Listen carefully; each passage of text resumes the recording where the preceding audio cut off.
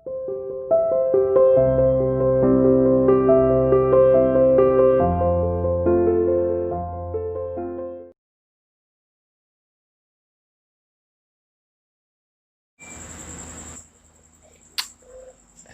student, how are you? Welcome to CR International online classes.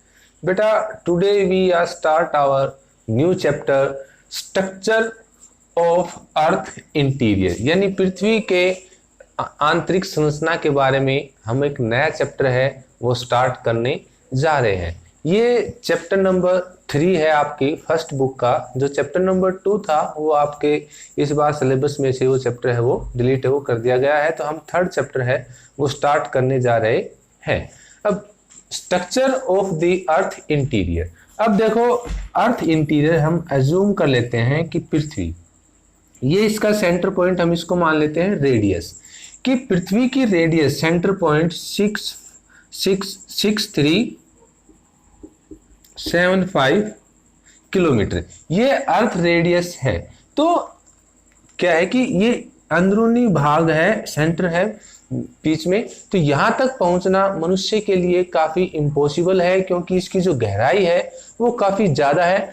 तो हम यहाँ तक मनुष्य है वो डायरेक्ट नहीं पहुंच पाता, तो उसके लिए पहुंचना काफी कठिन है, और इसलिए जो आंतरिक भाग है वो मनुष्य के लिए अदृश्य है। इतनी ज्यादा गहराई होने के कारण मनुष्य यहाँ तक नहीं पहुंच पाता, और यहाँ के पदार्थों का जो सैंपल है वो लेके नहीं आ पाता। इसलिए इसके बारे में हमारा जो ज्ञान है या नॉलेज, उसको हम कह सकते हैं कि हमारी जो नॉलेज है वो काफी सीमित है। लेकिन फिर भी हम कुछ डायरेक्ट या इनडायरेक्ट सोर्सेज के आधार पर पृथ्वी के इंटरनल स्ट्रक्चर के बारे में थोड़ी बहुत नॉलेज है वो हमारे पास है। अभी तक हम जहां तक पहुंच पाए हैं कि जैसे ये सबसे ऊपरी जो परत है जिसको भूपृष्ठ कहा जाता है, तो हम सिर्फ इसके, यानी जैसे हम कह सकते हैं कि प्याज के एक छिलके से भी बहुत माइनर, यानी यहां तक की नॉलेज ही हमारे पास है। हम डायरेक्ट यहीं तक पहुंच पाए हैं, यहीं तक के पदार्थों का हम सैंपल है वो ले पाए हैं। जो अर्थ इंटीरियर है वो उसके बारे में हमारी जो नॉलेज है वो सिर्फ सीमित है, उसके बारे में हम सिर्फ अनुमान लगा सकते हैं। ठीक है, ये रेडियस है, अर्थ रेडियस, यानी केंद्र इसकी दूरी है 6375 किलोमीटर। इतनी ज्यादा गहराई पर पहुंचना मनुष्य के लिए पॉसिबल है वो नहीं है।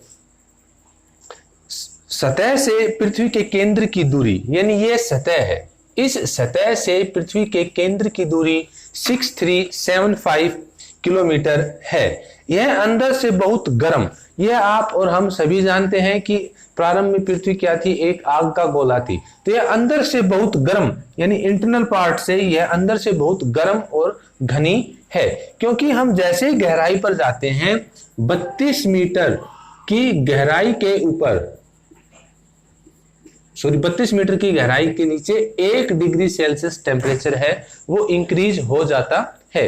यानी जैसे हम अर्थ सरफेस या भूपृष्ठ से नीचे जाने की कोशिश करते हैं तो 32 मीटर की गहराई के ऊपर 1 डिग्री टेम्परेचर है वो बढ़ जाता है। तो जैसे जैसे गहराई बढ़ती जाती है टेम्परेचर है वो बढ़ता चला जाता है।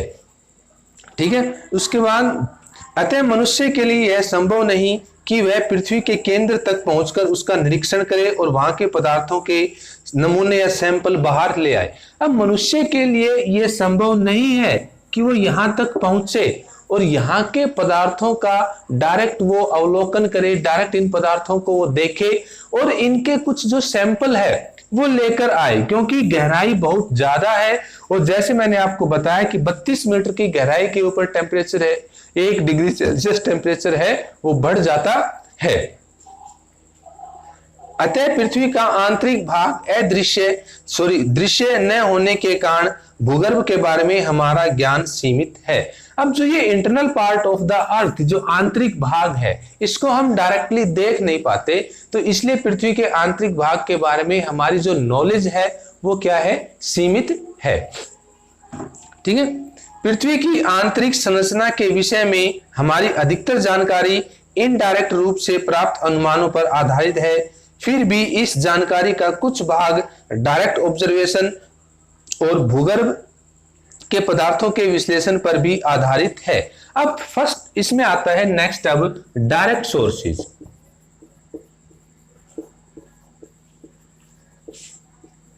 ठीक है, डायरेक्ट सोर्सेज में आपके आते हैं बोरहोल्स,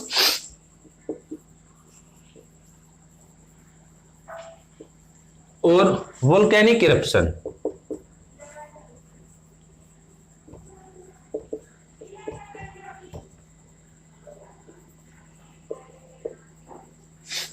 ठीक है, ये डायरेक्ट सोर्सेज में आते हैं आपके बोरहोल्स और वोल्केनिक इरप्शन, यानी बोरहोल्स यानी कितनी गहराई तक मनुष्य है उसने इसमें बोर किए हैं, और वोल्केनिक इरप्शन जब ज्वालामुखी उद्गार होता है तो ज्वालामुखी उद्गार से जो मैग्मा बाहर आता है उस मैग्मे को फिर लैब में उसको टेस्टिंग के लिए भेज दिया जाता है, और उसकी टेस्टिंग की जाती है कि इसमें क्या क्या पदार्थ हैं वो मिले हुए हैं। जैसे इस पिक्चर में आप देख सकते हैं सबसे गहरी खाई कि सबसे गहरी जो खाई है वो 8.8 किलोमीटर है। सबसे गहरा छिद्र यानी छिद्र मींस बोर होल, कि जैसे ये अर्थ है इसमें ये बोर होल किया गया, ये बोर किया गया, इसमें होल किया गया, कि सबसे गहरा जो छिद्र है वो 12 किलोमीटर तक है। और सबसे गहरी समुद्री खाई मेरियाना गर्त जो प्रशांत महासागर में है वो 11 किलोमीटर है। मनुष्य है वो यहीं तक पहुंच पाया है, और इसमें यानी 6375 किलोमीटर के कंपैरिजन में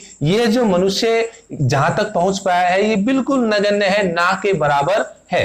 ठीक है, क्योंकि इसकी गहराई है रेडियस या सेंटर की, ये सेंटर पॉइंट की ये गहराई है वो काफी ज्यादा है। इस गहराई की तुलना में मनुष्य है वो बहुत कम नीचे तक है वो पहुंच पाया है। विश्व की सबसे गहरी खान दक्षिण अफ्रीका में रॉबिन्सन गर्त है, यानी विश्व की सबसे गहरी खान दक्षिण अफ्रीका में रॉबिन्सन गर्त है जो 8.8 किलोमीटर के आसपास है। जो रॉबिन्सन गर्त की खाई है उसकी गहराई है वो 4 किलोमीटर तक है, लेकिन विश्व की सबसे जो गहरी खान है वो 8.8 किलोमीटर है। तो रॉबिन्सन, ये करंट डाटा है, जो रॉबिन्सन गर्त की गहराई है वो 8.8 किलोमीटर है। सोने की यह खान 8.8 किलोमीटर से कुछ कम गहरी है। तेल की खोज में खोदे गए कुओं की गहराई भी 8 किलोमीटर से अधिक नहीं हो पाई है, यानी तेल के लिए जो कुएं खोदे गए हैं यानी जो बोर होल्स किए गए हैं उनकी गहराई भी 12 किलोमीटर से ज्यादा है वो नहीं हो पाई है। एक अनुमान के अनुसार कि 12 किलोमीटर से ज्यादा जो गहरे बोर होल्स हैं वो नहीं किए गए हैं, क्योंकि जैसे जैसे गहराई बढ़ती जाती है टेम्परेचर है वो बढ़ना स्टार्ट कर देता है, और उसके बाद काफी दिक्कत आती है, काफी प्रॉब्लम आती है गहराई में जाने में। तो इसलिए सबसे गहरा जो बोर होल्स है वो 12 किलोमीटर से ज्यादा है वो गहरा नहीं किया गया है। गहन समुद्री प्रवेदन परियोजनाओं यानी डीप ओशियन ड्रिलिंग प्रोजेक्ट के अंतर्गत भी आज तक सबसे गहरा प्रवेदन यानी ड्रिल आर्कटिक महासागर में कोला क्षेत्र में 12 किलोमीटर की गहराई तक किया गया है।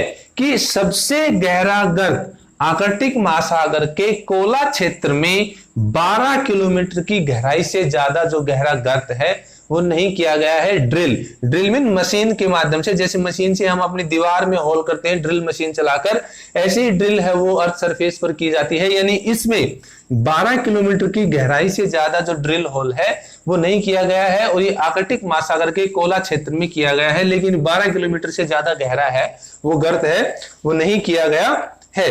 ये तीनों गहराइयां पृथ्वी के केंद्र की दूरी की तुलना में नगण्य है। अब ये तीनों जो गहराइयां हैं 8.8, ठीक है, और 12 किलोमीटर और 11 किलोमीटर, ये सब किलोमीटर में है। ठीक है, ये पृथ्वी की गहराई की तुलना में, यानी पृथ्वी की जो ये गहराई है इसकी तुलना में ये क्या है, ये कुछ भी नहीं है। पृथ्वी की गहराई की तुलना में बिल्कुल ना के बराबर है। खनन व गहरी खुदाई परियोजनाओं से प्राप्त पदार्थों के विश्लेषण से तो हमें भूप्रपट्टी के उस थोड़े से भाग की जानकारी प्राप्त होती है जो पृथ्वी पर खरोंच जैसा है, यानी इन गहराइयों के माध्यम से हमें सिर्फ इतनी नॉलेज प्राप्त होती है। जैसे कि मैं आपको ये कहूं कि हम किसी को नोच लेते हैं, या जैसे हमने किसी को ऐसे यूं कर दिया तो एक लाइन सी बन गई, सिर्फ एक हल्की सी एक लाइन के बराबर ही हमें पृथ्वी की गहराई के बारे में जो जानकारी है वो प्राप्त हो पाती है। लेकिन जो वोल्केनिक इरप्शन है ये वाला पोर्शन जो वोल्केनिक इरप्शन है, इससे हमें पृथ्वी के बारे में काफी कुछ जानने को मदद है वो मिलती है, क्योंकि ज्वालामुखी उद्गार है वो पृथ्वी में काफी गहराई से होते हैं। तो हम ज्वालामुखी उद्गार से जो लावा निकलता है या जो मैग्मा निकलता है, उस मैग्मा को हम लैब में चेक करके ये पता लगा सकते हैं कि ये मैग्मा किन किन चीजों से मिलकर बना है, कि लोहे की क्वांटिटी है या सिलिका की क्वांटिटी है या एल्यूमिनियम की क्वांटिटी है, कि इसमें क्या क्या जो पदार्थ हैं वो मिले हुए हैं जिनसे मिलकर इस मैग्मा का निर्माण है वो हुआ है। ठीक है, लेकिन हम इसमें यह अंदाजा नहीं लगा सकते कि ये मैग्मा है वो कितनी गहराई से पृथ्वी के ऊपर आया है या कितनी डेप्थ से, कि वो मैग्मा है वो मैग्मा बनके पृथ्वी अर्थ सरफेस के ऊपर है वो बाहर आया है। लेकिन हम उस मैग्मा की टेस्टिंग करके इतना जरूर पता लगा सकते हैं कि उस मैग्मा में क्या क्या मटेरियल है, क्या क्या पदार्थ उसमें मिले हुए हैं। तो ये पृथ्वी के डायरेक्ट सोर्सेज थे पृथ्वी के इंटरनल स्ट्रक्चर के बारे में जानने के लिए। इसके अलावा अब हम बात करेंगे अप्रत्यक्ष स्रोत, इनडायरेक्ट सोर्सेज। पदार्थों के गुणों के विश्लेषण से हमें पृथ्वी की आंतरिक संरचना की अप्रत्यक्ष जानकारी प्राप्त होती है। इस बारे में प्रमुख अप्रत्यक्ष स्रोत व उनके परिणाम निम्नलिखित हैं।